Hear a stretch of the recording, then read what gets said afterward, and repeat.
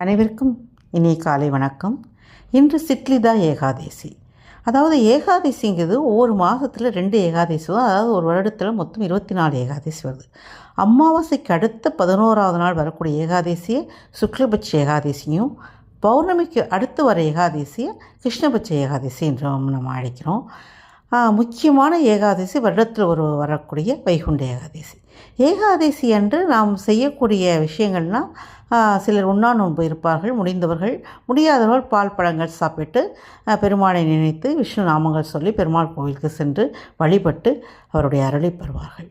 இந்த ஏகாதசிக்கு பின்னால் இருக்கும் ஒரு அறிவியல் உண்மை என்னவென்றால், அதாவது இன்றைக்கி நம்ம உடம்புல வியாதிகள் நிறைய வரக்கூடாது, உடம்பு ஆரோக்கியமாக இருக்கணும், உடம்பை டீடாக்ஸ் பண்ணுங்கிறதுக்காக நம்ம மாதத்தில் ஒரு நாளோ வாரத்தில் ஒரு நாளோ ஃபாஸ்டிங் இருக்கணும்னு இன்றைக்கி நம்ம கடைப்பிடிக்கிறோம்.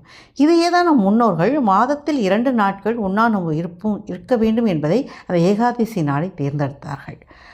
அதாவது ஒரு ஜப்பானில் உள்ள ஒரு விஞ்ஞானி ஒருத்தர் சொல்லியிருக்காரு, நம்ம உடம்புல உள்ள செல்ஸ் அதுவே அதை ப்யூரிஃபை பண்ணிக்கிற, ஈவன் கேன்சர் செல்லை கூட அழிக்கிறதுக்கு ஒரு மாதத்தில் 2 நாள் ஃபாஸ்டிங் இருக்கணும் அப்படின்னு சொல்லியிருக்காரு.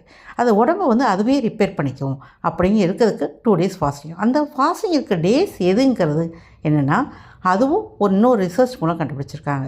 அதாவது உங்களுக்கு அட்மாஸ்பரிக் ப்ரெஷர் இந்த 11th லூனார் டேயில் கம்மியாக இருக்கக்கூடிய, அந்த அட்மாஸ்பரிக் ப்ரெஷர் கம்மியாக இருக்கக்கூடிய அந்த 11th லூனார் டேங்கிறது எது? நம்ம ஏகாதசி திருநாள். அன்னைக்கு தான் ஃபாஸ்டிங் இருக்க வேண்டிய சிறந்த நாள். அன்றைக்கி இருக்கும்போது நம் உடல் தன்னைத்தானே புதுப்பித்து கொண்டு ஆரோக்கியமாக இருக்கும் என்று கண்டுபிடிச்சிருக்காங்க. ஸோ நம்ம முன்னோர்கள் சொன்னதெல்லாம் வெறும் மூட நம்பிக்கை இல்லை, அதுக்கு பின்னால் மிக மகத்தான அறிவியல் உண்மை ஒழிஞ்சிருக்கு. அதனால்தான் நம்ம ஏகாதசி என்று விரதம் இருக்கும்போது, அதாவது மாதத்தில் 2 ஏகாதசி விரதம் இருக்கும்போது நம் உடல் தன்னைத்தானே புதுப்பித்து கொண்டு அதில் உள்ள தேவையற்ற செல்களை அழித்து கொண்டு நம் உடலை ஆரோக்கியமாக வைத்திருக்கிறது. அப்படிப்பட்ட ஏகாதசி திருநாள் இன்று சித்திலா ஏகாதசி.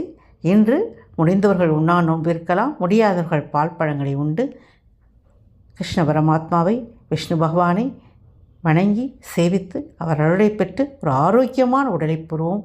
இதன் மூலம் நம் உடல் நிரந்த ஆரோக்கியமாகும். பாவங்களும் அடியோடு அழிந்து போகும். ஹரே கிருஷ்ணா ஹரே கிருஷ்ணா ஹரே கிருஷ்ணா.